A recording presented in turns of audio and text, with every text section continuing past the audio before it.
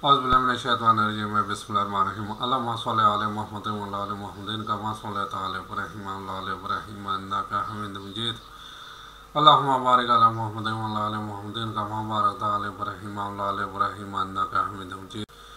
शुरू अल्लाह के बाबरकत नाम से जो नहायत रहीम है, करीम है, गफ़ार है। एक नई वीडियो के साथ हाजिर खिदमत हूँ और उम्मीद करता हूँ कि मेरी इस वीडियो को भी आप उसी तरह पसंद करेंगे, सराहेंगे, शेयर करेंगे जिस तरह मेरी पिछली वीडियो को पसंद किया गया, और कमेंट्स बॉक्स में जाके इस पर लाजमी कमेंट्स देंगे। नए आने वालों के लिए खुश आमदीद और साथ रिक्वेस्ट कि मेरे चैनल को सब्सक्राइब करें, बेल आइकन को टच करें ताकि मेरी तमाम वीडियोज़ आप तक बआसानी पहुँच सके, और कमेंट्स बॉक्स में जाके ज़रूर कमेंट्स दें कि मेरी वीडियो आप लोगों को कैसी लगी। जनाब, आज से मैं एक नया सिलसिला शुरू कर रहा हूँ। पाकिस्तान के 1947 से लेके आज तक जितने भी कमांडर इन चीफ बने या हैं, इनके हालात ज़िंदगी, इनकी कारकर्दगी और कुछ इनके वाक़यात। जी, इस सिलसिले में पहली कड़ी commander in chief general sir Frank Walter मैसरवी।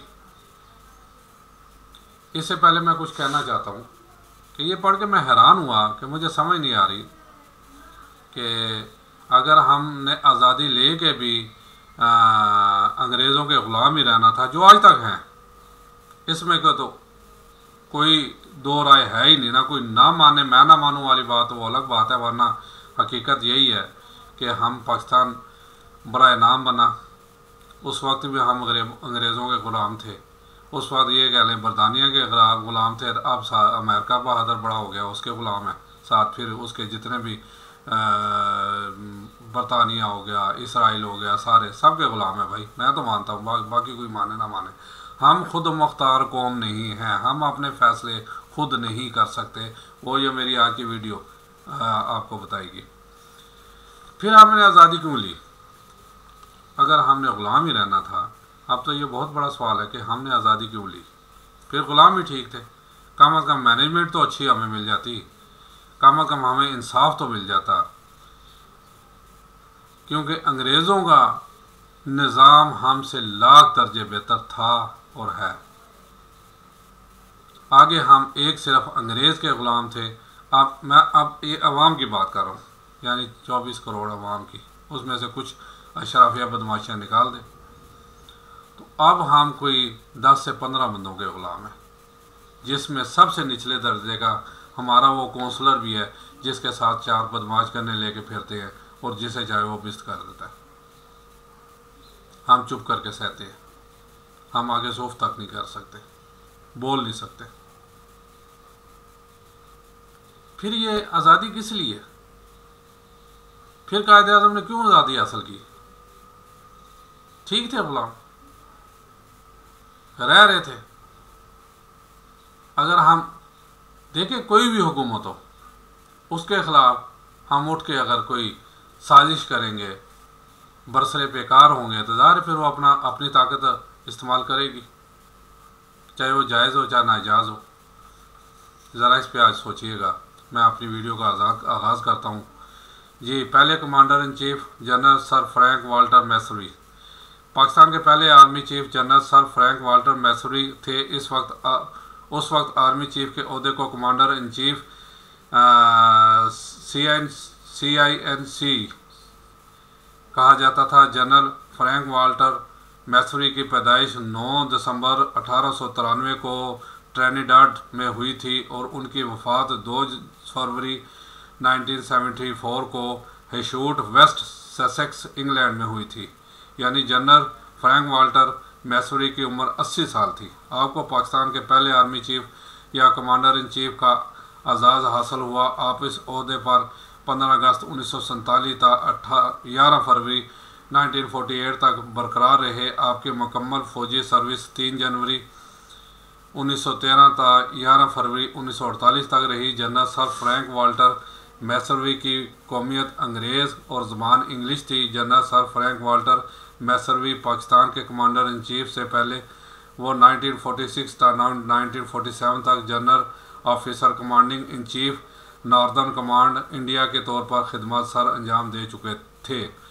जी, मैसरवी 9 फरवरी 1893 में ट्रिनिडाड में पैदा हुए थे और आप वाल्टर जॉन मैसरवी के सबसे बड़े बेटे थे। आपके वालिद वाल्टर जॉन मैसरवी इंग्लैंड की कॉलोनी जर्सी से थे और आपकी वालदा मायरा नाइडा डी बोशीर का तलक ट्रिनिडाड से था, यानी आपकी वलादत ननिहाल में हुई, क्योंकि ट्रिनिडाड में हुई ना आपकी वलादत, तो ज़ाहिर है वो ननिहाल है आपका। आपके वालिद आपकी पैदाइश के बाद इंग्लैंड में चले गए और इंग्लैंड में एक बैंक मैनेजर की मुलाजमत अख्तियार कर ली। मैसरवी ने 1927 में लेफ्टिनेंट कर्नल एडवर्ड आर्थर वाल्डिगर यूकोरटनी की बेटी पीटर पेसिया वाल्डिगर यूकोरटनी से शादी की। आपके 2 बेटे और 1 बेटी हैं, यानी 3 बच्चे हुए। मैसरवी ने ईटन कॉलेज और रॉयल कॉलेज सैंडहर्स्ट में तालीम हासिल की और 1913 में हिंदुस्तानी फ़ौज में कमीशन हासिल किया। 1914 में नो हिडसन हॉर्स रेजिमेंट में शमूलियत अख्तियार की, जो बाद में अपने हिडसन हॉर्स रेजिमेंट के चौथे ड्यूक ऑफ कैम्ब्रिज का हिस्सा बन गया। आप 1914 से 1918 तक फ्रांस, फ़लस्तीन और शाम में पहले जंग अजीम में हिस्सा लिया। जंग के बाद उन्होंने 1919 में कुर्दिस्तान में खिदमत सर अंजाम दी। मैसरवी को 1932 से 1936 तक command and staff college Quetta instructor तैनात किया गया। इन्हें 1938 और 1939 के दौरान 13वीं ड्यूक ऑफ कर्नाटजोन लॉन्सर ब्रिटिश इंडिया का कमांडिंग ऑफिसर बना दिया गया। जी, सितंबर 1939 में मैसरवी को तरक्की देकर कर्नल बना दिया गया और वो 5वीं इंडियन इन्फेंट्री डिवीज़न का गैरिजन 1 का जनरल स्टार ऑफिसर बन गया, जो सिकंदराबाद में बनने वाला था। 1940 के वस्त में डिवीज़न को सूडान भेज दिया गया इटालियन अफवाज के ख़तरे का मुकाबला करने के लिए, जो कि इटालियन मशरक़ी अफ्रीका में मुकीम थे।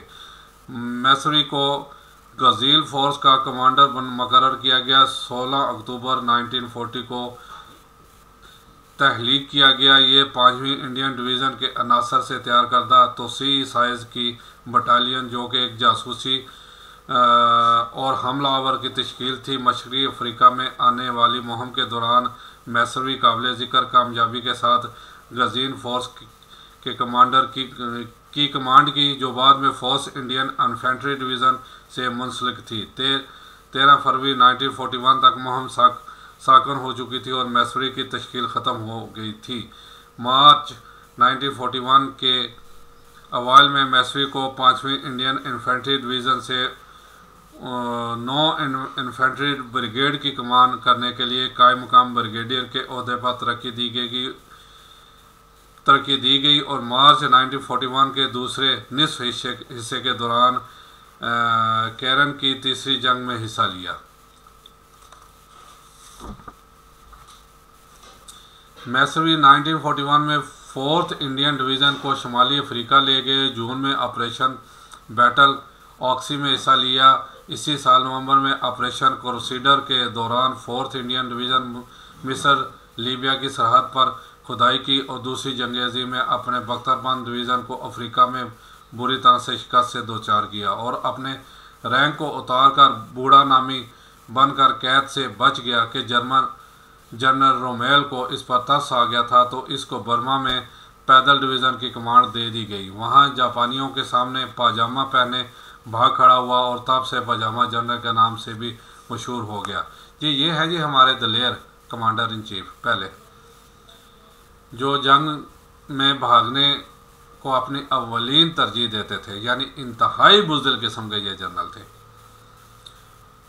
लेकिन चूंकि लॉर्ड माउंटबेटन इसका सुप्रीम कमांडर था और दोस्त और हमदर्द भी, उसने इसको बहादुरी करार दिया कि जंग में मरने से बेहतर है भागकर अपनी जान बचाओ और इस बुज़दिली नमा बहादुरी पर मैसरवी को लेफ्टिनेंट जनरल बना दिया।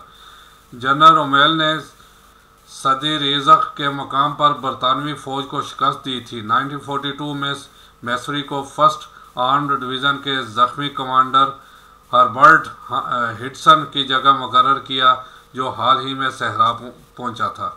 मार्च 1942 में लिम्सडन की वापसी पर मैसूरी को 7वीं आर्म्ड डिवीज़न की कमांड पर मुंतकिल कर दी गया। मैसूरी दूसरी जंग अजीम के दौरान बरतानवी डिवीज़न की कमांड करने वाले वाहिद बरतानवी हिंदुस्तानी ऑफिसर थे। क़याम पाकिस्तान के वक्त बरी फ़ौज की सरबराही के लिए कायद-ए-आज़म ने जनरल फ्रांस टिकर का नाम दिया, लेकिन अंग्रेज़ों ने हमें एक हेजड़ा और खच्चर किस्म का जनरल फ्रैंक मैसूरी दिया। जनाब, मैं इसलिए कह रहा हूँ कि हमारी आज़ादी का क्या फ़ायदा। यानी कायद-ए-आज़म जो ना वो टक्कर को चाहते थे, वो बहुत अच्छा जर्नैल था, उसूलों का पक्का था, लेकिन हमें एक हेजड़ा किस्म का जो है ना वो आर्मी चीफ दे दिया गया। और उसके पीछे माशाल्लाह कारनामे मैंने आपको बता दिए कि पजामा पहने वो भाग गया और फिर अपनी जान एक जनरल के नहीं एक बूढ़ा नामी के नाम पे करके तो वहाँ से कैद से बचने के लिए वहाँ से भी भाग गया वो।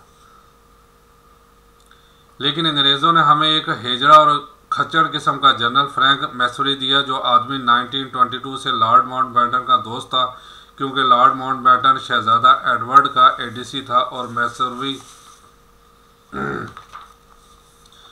वासराय हिंद लॉर्ड रीडिंग का एडीसी था। और उधर सियालकोट ही में हमारे मौजूद 13वीं रसाला का 1938 में कर्नल बन गया। उस अंग्रेज़ के साथ इस ज़माने में भी उसके अजीब व गरीब किरदार की कई कहानियाँ वाबस्ता थीं। कबायली मुजाहिदीन को मशरक़ी पंजाब में दाखिल कर दिया। पाकिस्तान बनने के 10-15 साल बाद भी वलायत में उस शख्स की बेरा रवी की बातें अखबारों में आती। इसी आदमी ने जागीरदारों और ख़ासकर टवानों के साथ बड़ी दोस्तियां बनाई हुई थी और अपने लुच्चे और लफंगे किस्म के हमराइयों के साथ छुट्टियां इन जागीरदारों के यहाँ मनाता था और वहाँ जाके याशियाँ करता था जी। आपको पता ही इनका मशगला क्या आता है, शराब और शबाब तो लाजमी होती है इनकी। और माशाल्लाह मैं आगे कुछ नहीं कह सकता। जब पाकिस्तान बना तो लॉर्ड माउंटबेटन ने उसे हमारे साथ मढ़ दिया। हालांकि कायद-ए-आज़म ने जनरल टक्कर की डिमांड की थी। माउंटबेटन की पॉलिसी और अहकाम को पाकिस्तान में नाफज करने के लिए इसे हमारा आर्मी चीफ बनाया गया जी। जनरल मैसूरी ने आते ही आर्डर दिया कि चूँकि पाकिस्तान गरीब मुल्क है, ये मोटर गाड़ियाँ और बख्तरबंद गाड़ियों वाली फ़ौज नहीं रख सकता। खच्चर और घोड़ों को फ़ौज में लाया जाए। अखबारों में तो सिर्फ जॉर्ज किंगम की तार की खबर है कि जनरल मैसूरी ने भारत की फ़ौज के अंग्रेज़ जनरल लॉकहार्ट को खबर दी कि कबायली मुजाहिदीन कश्मीर पर हमला कर रहे हैं। लेकिन अब यूसुफ सराफ वगैरह अपनी किताबों में वो टेलीफोन नंबर भी लिख चुके हैं जिनसे जनरल मैसूरी और उसका नायब जनरल डगलस गरी भारत में जनरल लॉकहार्ट और उसके नायब जनरल बोचर के साथ बात करके कबायली मुजाहिदीन की पूरी हरकतों से आगाह करते रहे। एन टेम्पल अपनी किताब में यही कुछ लिखता है और भारत तैयार था कि 12 घंटों के अंदर एक ब्रिगेड फ़ौज श्रीनगर में उतार दी। उसकी इन हरकतों की वजह से शुरू में ही 1948 ही में मैसूरी से छुटकारा हासिल कर लिया और कायद-ए-आज़म ने दोबारा जनरल फ्रांस टक्कर की डिमांड की और हुकूमत बरतानिया मान भी गई। जनरल टक्कर को पाकिस्तान भेज भी दिया गया, लेकिन जब जनरल टक्कर कराची पहुंचे तो लॉर्ड माउंटबेटन ने जनरल फ्रांस टक्कर की तकरीर लिखवा दी और अंग्रेज़ों ने माउंटबेटन की मर्ज़ी का दूसरा आदमी मैसूरी का नायब जनरल गैसी हम पर मुसल्लत कर दिया गया। जनाब, ये है जी मैसूरी की किरदार। और अब मैं जी जनाब, ये है जी हमारे पहले आर्मी चीफ, उनकी कारगुजारी। यानी मैं इसीलिए एक सवाल छोड़े जा रहा हूँ कि हम क्यों आज़ाद हुए।